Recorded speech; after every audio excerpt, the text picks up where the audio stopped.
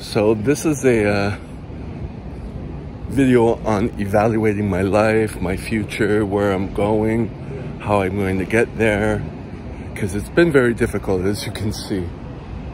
One thing just popped in my head. I don't want to go to that fucking old accountant's, which obviously I'm behind on my taxes.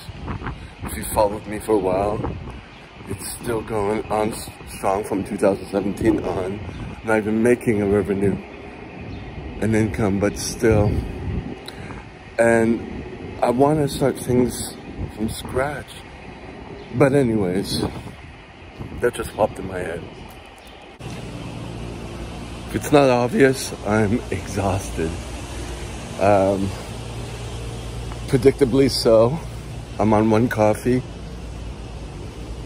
I can function, but my legs hurt and foot, and I've got to climb upstairs with my client. It's like, because we don't do this often enough and on a regular structured basis, so it ends up being haphazard all the time now. And then later this afternoon I gotta go meet for that guy to possibly work as an orderly for him on the weekends, like just the morning and then the night, to help him get up, clean him,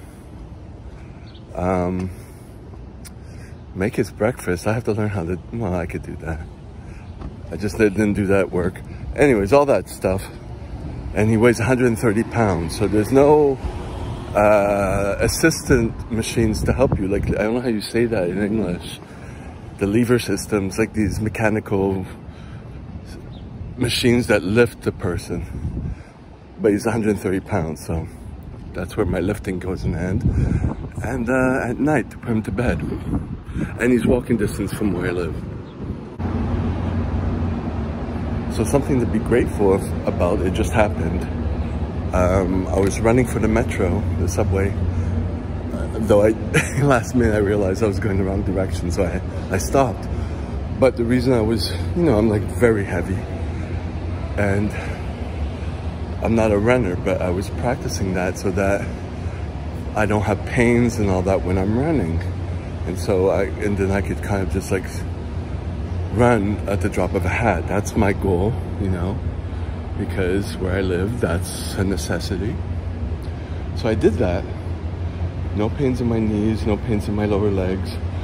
But as I just mentioned in the last video clip, my feet are stiff, everything, so it's like I couldn't even push off that. So I was kind of compromised, but that's it, those little things make me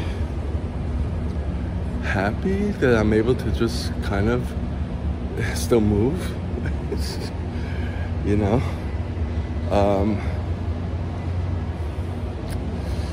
Yeah, because when you're heavier, you can't move. So I'm off to meet with the candidate for orderly. I'm gonna be a few minutes late. It's just down there. But I'm a 20-minute walk, and I left a few minutes late, and then I stepped out right into the gay pride parade, it's like right in front of me. And so I had to kind of try to walk around, and then I'm realizing, oh, that's why they have an alternate route on Google Maps, and it was terrible. So here I am, and just as I was getting ready, I get another email from the second prospect. And I'm like, oh, it looks like it could be just the mornings. And I'm like, okay, I have to read that email and see how I can fit that into my schedule. So I'm stressed. All right, so I just got out with I can't speak. I just got out of the meeting with the guy. He has muscular dystrophy in a wheelchair. He has a machine to help him breathe better. But nice guy. And yeah, it went nicely. So there's no pressure, because it's like he's training someone. There's one person he's not sure if it's going to work. He says it doesn't learn fast or whatever. I'm a little nervous with that because I had problems at the orderly job because of the I was just so anxious. But I want, you know, I did it for a while, so I mean, yeah. So I'm gonna, you know, we're gonna keep in contact with her, like maybe Wednesday or Thursday. I'm gonna stop by to see what the other guy does. So there's no job yet. It'll be like on call and slowly integrate into that. You know, it's a building a relationship, so that's cool. So that means the other email that I got from the other prospect, I can go forward on that and just see how many initiation of relationships I can make, and then kind of be on call all over the place, and then get in with some agencies, and then kind of build something from there, maybe, or like be in the network. I'm a little anxious, but kind of happy. I mentioned, you know, we got into some personal stuff, and you know, it's kind of hard because I didn't want to be judged and rejected and all that stuff, but it was a very nice guy. It went very nicely, and I mean, looking at it on his side, it would be like he's letting me in and he doesn't know me. But I think there's someone else there. There's someone who actually lives with him. There's a full-time guy. And there's a few people who've been there for like 50. One guy who's been for 15 years. There's another guy who's leaving. He's been there for 8. And he's been leaving in April because he's not from this country. And a whole bunch of stuff going on. So.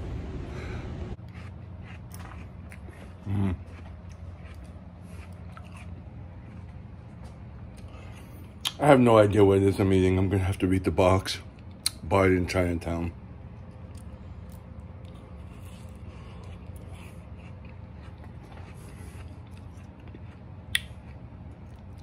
It's not chocolate nor caramel. And there's some things that are like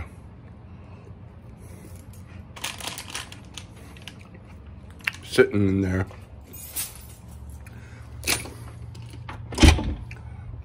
That kind of feel like skins off of something. Anyways, so that's that.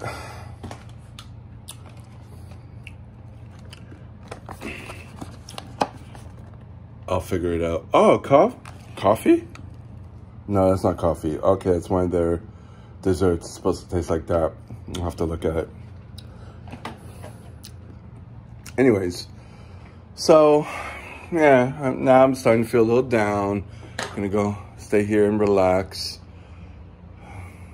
and maybe get some more sleep so I can go to the gym tomorrow. There was a potential date with someone, well, sex date. I saw he saw my profile 2 hours ago, but he didn't say anything, and I'm like, it feels like a lot of energy, and he doesn't live here. And I'm like, you know. But I'm thinking about this guy that I just saw for the orderly position to help out, because it was all nice, and then of course it got like, I'm like, why isn't it working with the other person? He's got ADHD and really bad. He asked me how fast do I learn things. And I'm not going to be egoic and say, oh, I learned things super fast. Because when I was at the living facility, it was just I was so anxious because I was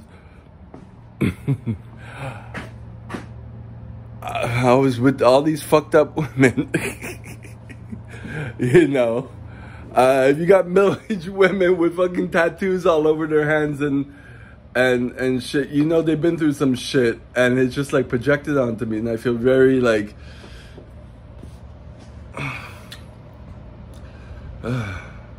so I don't know how I'm gonna feel with this guy, you know. It's alone, and it's like pressure, and that's getting me a little anxious, so it's kind of stayed with me, you know. But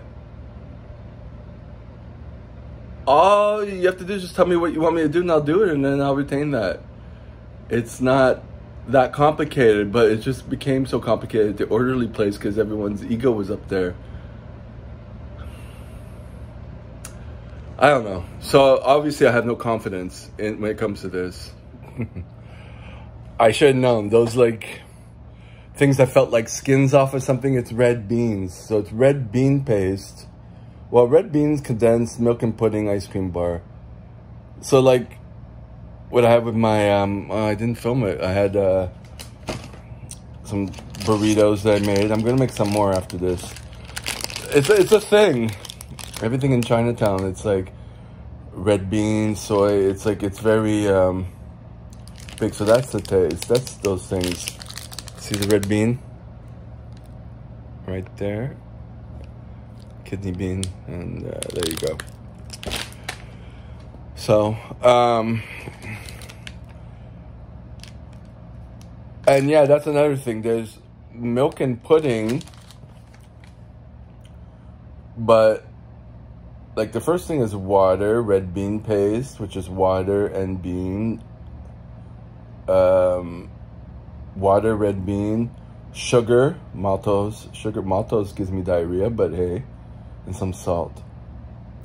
Pudding, water, sugar, maltose, which gives me diarrhea, skim milk powder. So it's not vegan. Oh, there's some white powder at the end. Okay.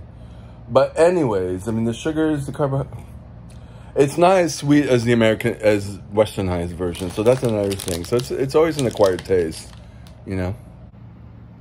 There is the red bean.